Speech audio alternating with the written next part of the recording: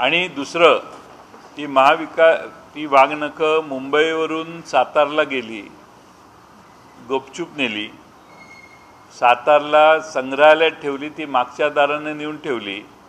म्हणजे वाघनखं छत्रपती शिवाजी महाराजांची आहेत, तर मग ती वाजत गाजत आली पाहिजे. त्याच्या स्वागतासाठी स्वतः खुद्द उदयनराजे भोसले दारात उभे पाहिजे होते आणि त्यांचं स्वागत करायला त्यांनी पाहिजे होतं वाघनखांचं.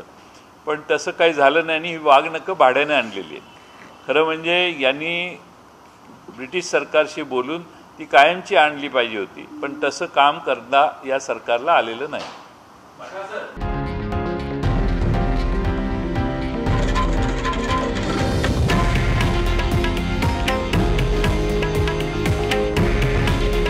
हे आहे देशातील नंबर 1 न्यूज नेटवर्क आणि आपण पाहत आहात TV9 मराठी.